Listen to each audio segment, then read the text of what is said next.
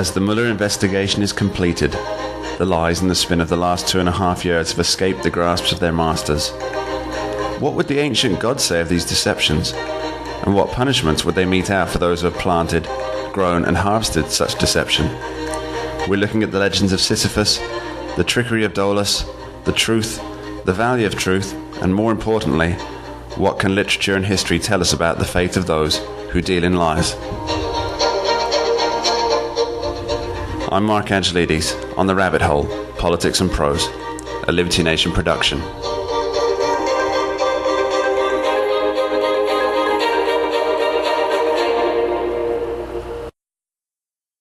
The Robert Mueller investigation is completed, and putting aside the partisan spin for a moment, it seems that President Trump has survived this encounter relatively unscathed. What's left is the fallout. Like a nuclear winter, the pushers and pimps of this collusion scandal are left scrabbling for scarce resources in a world that has collapsed around their ears. Whether politicians, media pundits, or just those who have dedicated the last 2 years to what now appears a fantasy, their compass has proven faulty. Or is it something even worse? Did they know that they were pushing a false narrative, a story, a dark fairy tale, in the hopes of gaining power or favour? History is littered with tales of those who have deceived, and mythology even more so. The high crimes of hubris, deceit and general villainy are not nearly so famous as the punishments meted out by the disgruntled gods.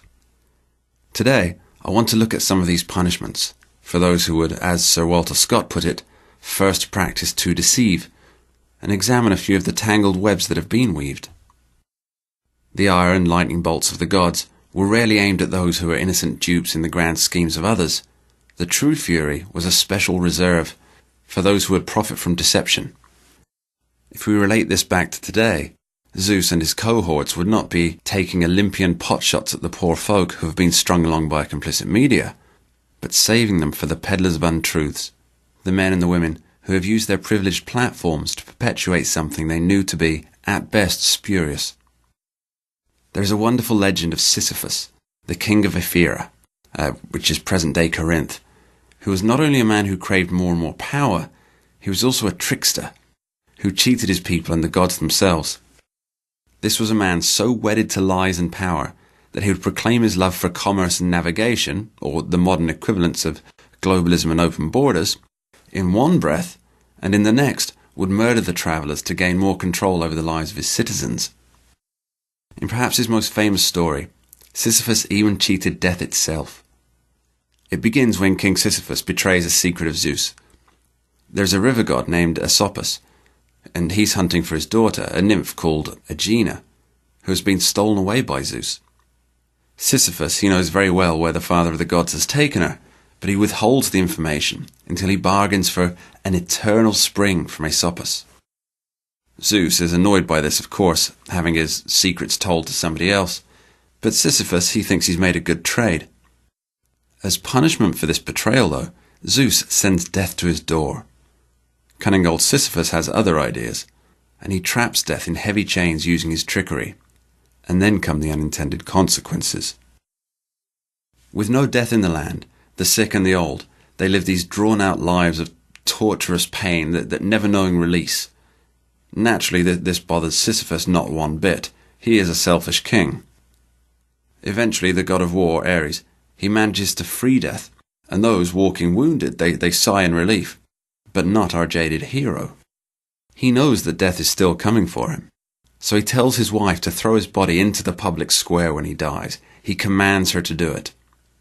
And he does this so that when his body is eventually washed up on the shores of the river Styx, he complains to Queen Persephone of the underworld that he has been cheated of his burial rights and demands to be allowed back to chastise his wife, which of course he does.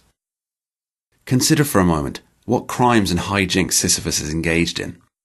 He's betrayed trust, cheated the citizens who rely on him, leaked information, spread lies, punished those who have only done his bidding, and all for the greater glory and power of himself.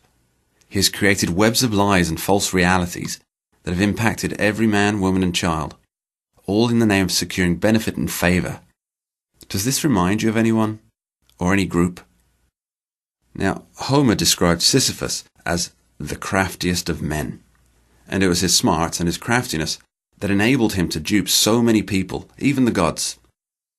As his punishment, Zeus condemned him to forever roll a large rock up a hill.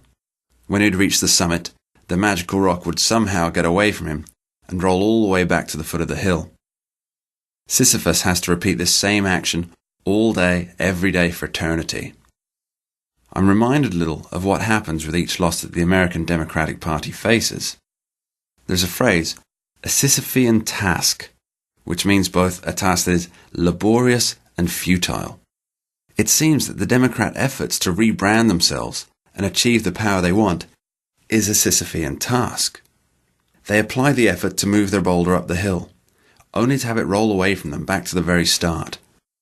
Is this because, as the Mueller report shows, that their efforts are based on lies, that they themselves have been pushing up the steep and arduous hill? Or is it something more simple?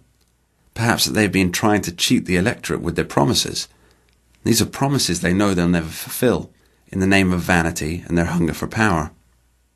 When we look at the lies and untruths that have been spread, it's not a stretch of the imagination to equate the legend of Sisyphus and his punishment with the embattled destruction of a once proud party. But perhaps when it comes time for punishment, there'll not be enough rocks to go around. The questions that many of us are asking ourselves right now is, where can the political left go from here? They put all of their eggs in one basket, a Mueller-shaped basket, and then stumbled. Will they rise from the ashes like a phoenix, born again out of the fire to rise and rise again? Or will they be tethered to the earth by an ideology that's mired in the corruption and lies that have become their hallmark? To answer this question, we can look again to another legend, that of Prometheus and Dolus. Most of us know the basic story of Prometheus and how he was punished by Zeus for basically being the world's first humanist and stealing fire or knowledge for us poor mortals. But not everyone knows that he was also an artist, a sculptor to be exact.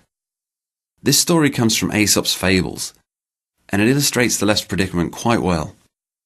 So we have Prometheus. He's this talented artist, and he decides to make a statue of Zeus's daughter, Veritas, whose name quite literally means the truth.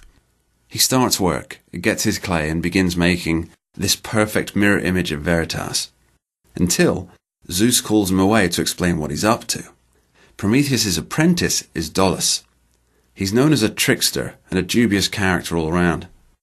He's pretty excited about what his master is doing, and decides to indulge in a little bit of devilry. He wants to sculpt Veritas too.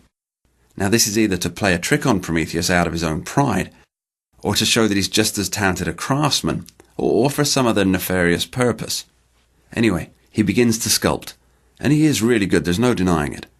But he doesn't have the experience or the wisdom of Prometheus, and so he runs out of clay.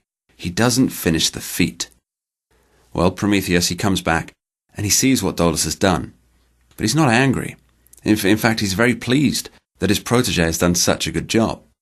He fires up the kiln and puts both statues in. What happens next is very much a cautionary tale. The two statues are magically imbued with life by Prometheus. He wants their spirits to be exact copies of Veritas too, all truth, all honesty. The one that Prometheus made, she begins to walk. She can walk on her own. She can stand on her own. But the forgery, the one made in the name of lies and deceit, she can't walk. She has no feet. And she becomes known as mendacious, which is where we get the word mendacious and mendacity. She is born of a lie and is therefore stuck forever because of this lie. Which brings us back again to the Mueller investigation. It appears now that it was based on a lie. It was backed up by more lies.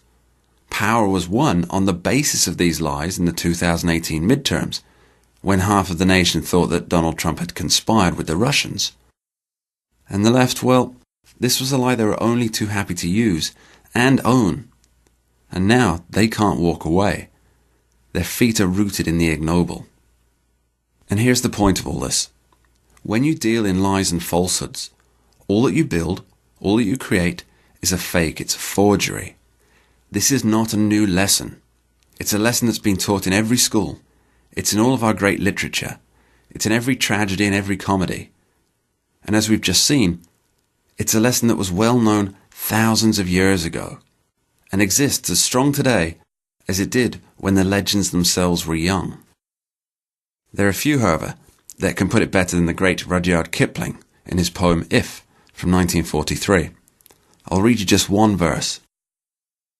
If you can dream and not make dreams your master, if you can think and not make thoughts your aim, if you can meet with triumph and disaster and treat those two impostors just the same, if you can bear to hear the truth you've spoken, twisted by knaves to make a trap for fools, or watch the things you gave life to broken, and stoop and build 'em up with worn-out tools. Isn't that something? It's about walking the straight path, regardless of the ills that befall you. It's about holding to truth, even when lies would make better your lot in life. It's about staying honest. We've seen it all before, and we'll see it all again. But let's not be duped by those impostors who seek to make us fools. I'm Mark Angelides on The Rabbit Hole, Politics and Prose, a production of Liberty Nation. Check out libertynation.com for more podcasts, radios, TV and articles. And tune in next episode. We'll be looking about how historically, it's not always the person who wins that shapes the future. We'll be looking at political loss, what chances the Trump presidency has, the myths surrounding Spartacus, and we'll look at one of the most moving poems ever written, and it's based on real events, The Charge of the Light Brigade. And more importantly, how does all this tie together, and what does it mean for you today?